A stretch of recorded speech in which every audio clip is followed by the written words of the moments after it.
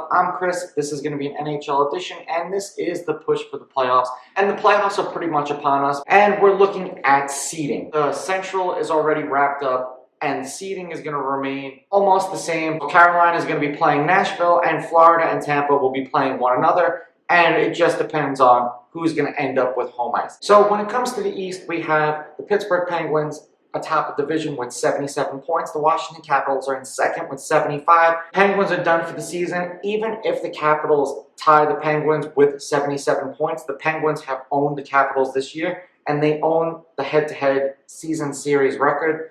Then you have tiebreakers. How we're looking at it right now, the Pittsburgh Penguins are going to be the number 1 seed in the East. The Washington Capitals are going to be the number 2.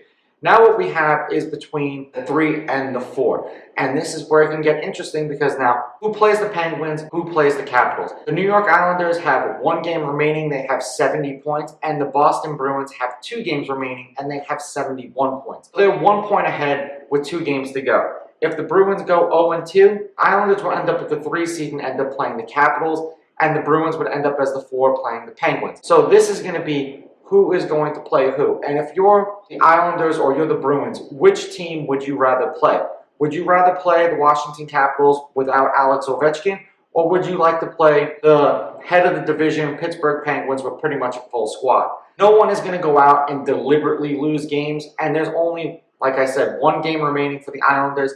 If they win, the Bruins' fate is in their own hands, and we'll see what happens from there. Then when we go to the North, we have the Toronto Maple Leafs at the top of the division with 76 points. They have 2 games remaining. The Edmonton Oilers have 3 games remaining. They have 68 points. Where this, for me, in this division starts to get interesting is between the 3rd and 4th seed. The Winnipeg Jets have clinched a playoff berth, but they have a 1 game advantage over the Montreal Canadiens. The Montreal Canadiens could end up as the 3 seed and end up playing the Edmonton Oilers. And then the Winnipeg Jets could end up with Toronto Maple Leafs. That would be a good series. I really don't like the Canadiens, so I would like to see them play the tougher opponent. So in this particular circumstance, I understand that the better record belongs to the Toronto Maple Leafs, but the Edmonton Oilers have just been on absolute fire lately.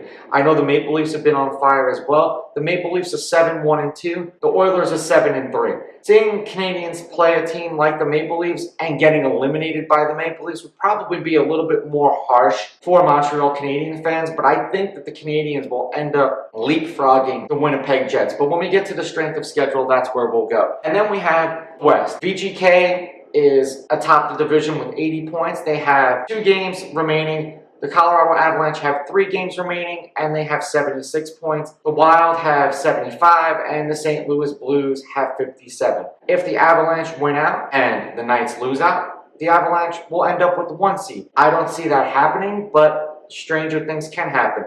The Avalanche are 6-4 in their last 10. The Knights are 8-2 in their last 10. The West is pretty much all teams with winning streaks. The Knights are at 3.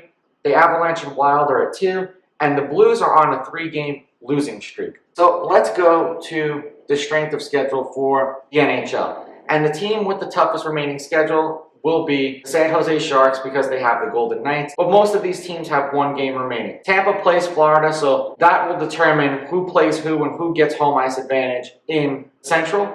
Then we have the Boston Bruins, who have 2 games remaining. They have the Capitals and they have the Islanders. Potentially, if they lose both of those games, they could end up playing the Pittsburgh Penguins as the 4 seed. When we get to the Colorado Avalanche, they have 3 games remaining. They have 1 with the VGK and 2 with the Kings. Minnesota has 2 games remaining. They play the St. Louis Blues. Toronto has 2 games remaining. They have Ottawa and Winnipeg. Edmonton has 3 remaining. They have Vancouver and Montreal. This could be something that ends up happening where they end up sweeping the 3 games that they have remaining, or they could just end up sweeping the Canadiens, and then the Canadiens will end up getting Toronto because Toronto has a very, very easy schedule. It would be nice and it would be poetic to see a team like Edmonton play Montreal after beating them twice in the regular season to knock them down, but it won't happen because if they end up knocking them into that 4th seed right there, they're going to end up getting Toronto. Who do you guys think end up winning the division? What seedings do you think that they end up having? Let me know in the comments below. Don't forget to like and subscribe to my channel. Follow me on Instagram at Raw Sports Talk. Follow me on Twitter at Raw Sports Talk 1. I'll catch you guys in the next episode. I'm out. Ooh, baby, I like it raw.